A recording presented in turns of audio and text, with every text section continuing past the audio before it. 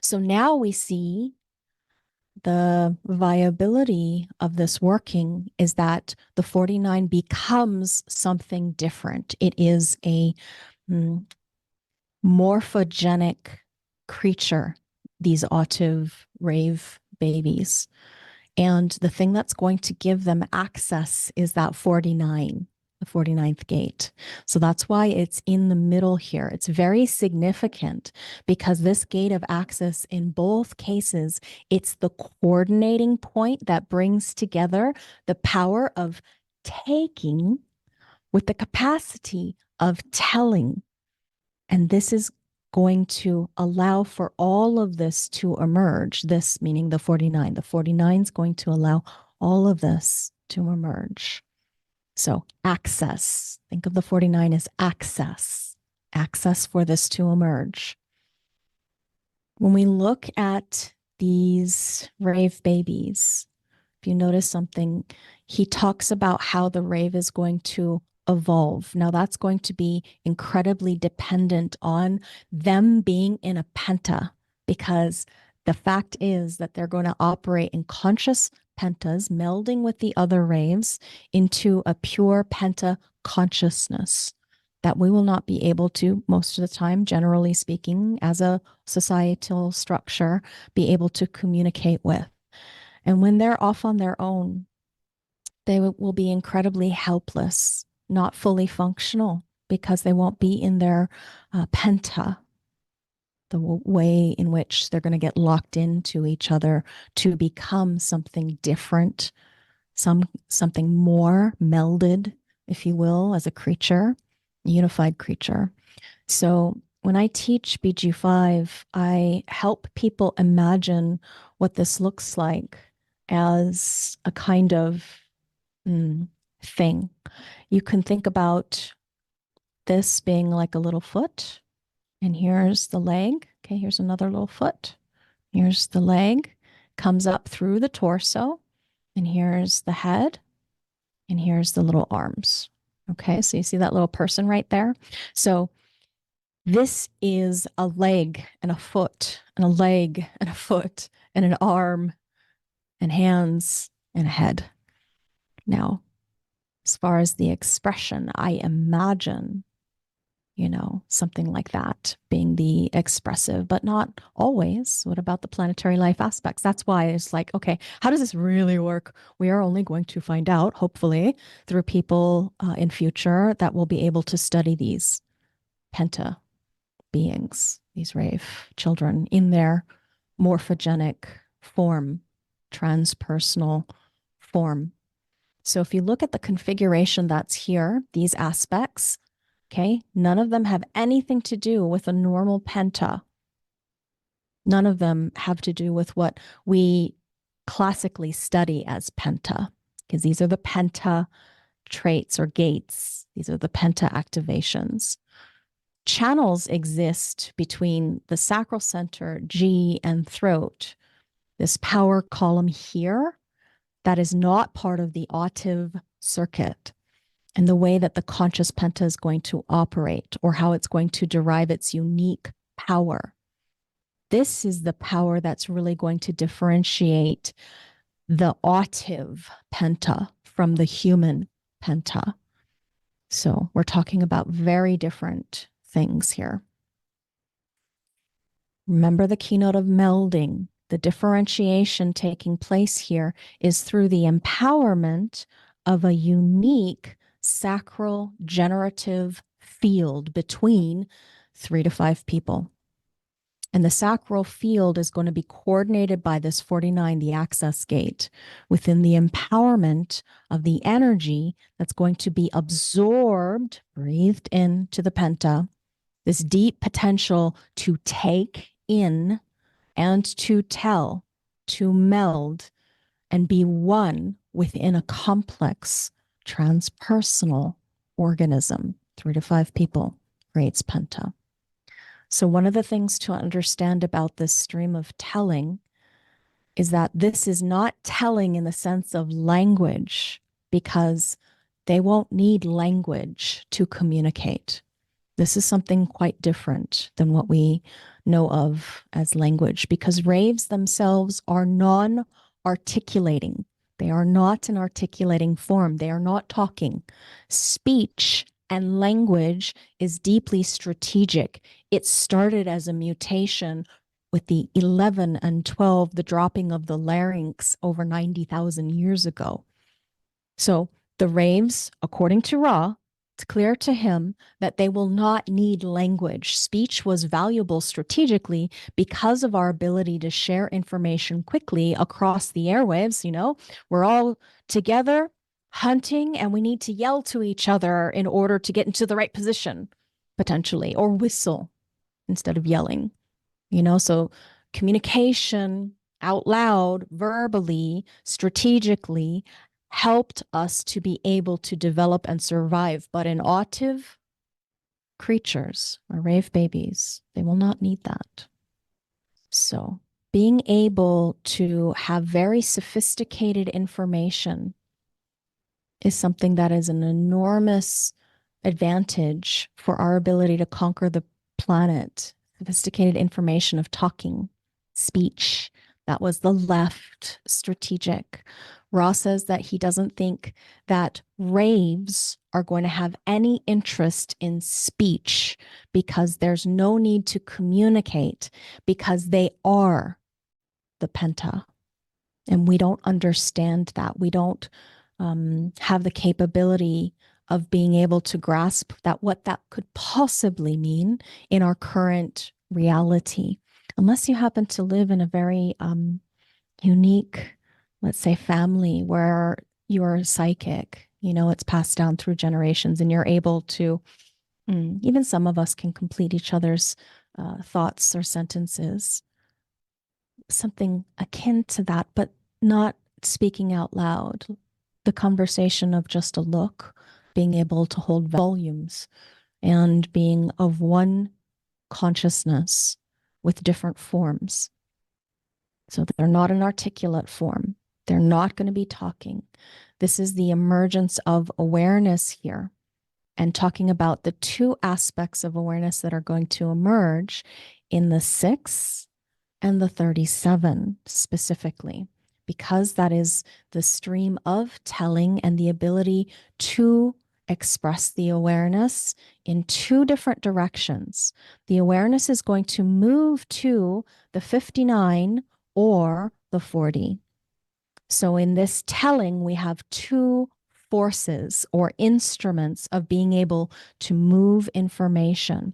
The generative field of information, awareness being generated, awareness generated, power of awareness generated, information being put out by a generator itself, and then the willpower, the embodiment of will power through awareness. Because again, there won't be any motor here. It will be a pure awareness function, the solar plexus in its mutated form. So when we think about the 59-6, you know, tribal defense circuitry gives us the support keynote, and we call this the aura breaker in a human being. You normally think about aura breakers as somebody who can penetrate into the defenses of another. So they have the capacity to enter your aura. But when you think about it in the context of a rave, think about it as a magnetic force. Remember that this is a magnetic frequency in the rave. They're pulling things into their aura rather than in human breaking into auras. Think rape, and you'll remember it. These are the people who can break down people's defenses, either mentally or physically. Here, pulling things for the autive. They won't have any interest in sex. They are going to be pulling things into, not sex as we know it anyway, pulling things into them because of the commitment. It's not being about tribe anymore, but to the primary genetic pool. In order for them to survive, if they're going to flourish, they're going to have a survivable genetic pool. That means they're going to need to build up pentas, because that's how they merge in order to meld, in order to procreate. We have no idea what that's going to be like. The commitment in this particular circuitry is their genetic imperative for them, pulling things into their aura in order to tell, taking in the energy, the awareness in order to tell, but not telling in the terms of talking, because again, non-articulate, not in the way that we make sound and translate light into word formulas. 59 is a roll gate, if you recall from your Rave cartography. And here we have the roll gate that is in opposition to the 55. Our mirror to the trigger of the mutation is that 59th gate. So the transformation of the way that our role is going to operate here is because of this mutation that's happening, because of the new background frequency shift into 59.6, 55.6 as part of the global conditioning background frequency. So the frequency translator being the 49th gate, it's a frequency translator. It gives us access, or it gives them access, I should say, through the stream of telling, through the stream of taking in all the information that is derived from both telling and taking. It's taking it all in as a frequency translator. It's going to translate it. And now we put that in quotes, okay? Quotes as in translate it, because we're talking about frequency here. We're not talking about language, but it's translating it into a frequency that the sacral system is going to be able to integrate all this information into the Penta. That's the gate of access, that 49th gate, so that all of the data that's stored in the empowered vehicle is available to the melded consciousness, or you could say the potential of what is a melded consciousness that we are going to be able to see. Empowered awareness of principles, or empowering the awareness of principles. That's the 49th specific job. And in terms of the way that this vehicle is going to operate, what's really important to be clear about is that this 49th access gate can coordinate or synthesize all of the information that is there within the Autive circuit. So to grasp that, the 49th gate takes on a very important and specific role. It's not only translating, it's an imprinted gate. It's going to have a very specific, fixed, rigid principle of what it's going to move, how it's going to move, or the way that it's going to synthesize the information within the Autive circuitry. He says, I'm sure that the way we understand leadership through the 7th gate and the nuances of the 7th gate, that we will begin to grasp the nature of authority and power of the Penta by looking at its 49th gate activations and beginning to understand the way that these principles are being, or empowering the awareness principles that are driving the contribution to the Penta. The Autive circuit, again, remember, the way that we've just described it is with the assumption that there is definition, what I started with at the beginning of this presentation. You're going to have to wait and see. I know you probably have questions. I probably don't have answers, but this is all new and we shall see.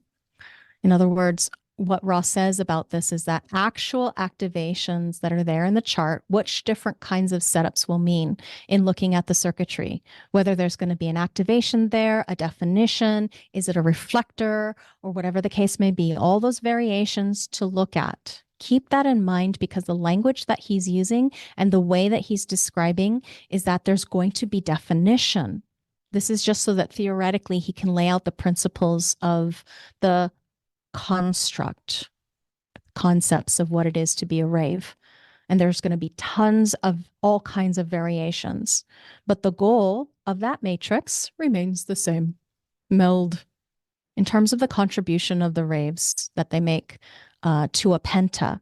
The analysis of that is much more complex than what we would do in a human penta. Human penta, all we look at is the commonality between the 3 to 5 people of this lower penta and upper penta column. That's it.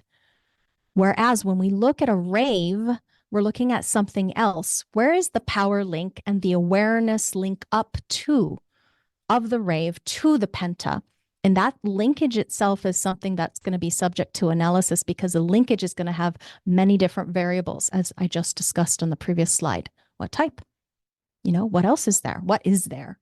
So the important aspect of building a rave penta is the presence of this configuration, the capacity to be able to do the search, you could say, because they're going to be searching, looking for their people, to recognize the other, to begin that process of building a penta, the environment where they can go from being fragile and helpless, alone, on their own.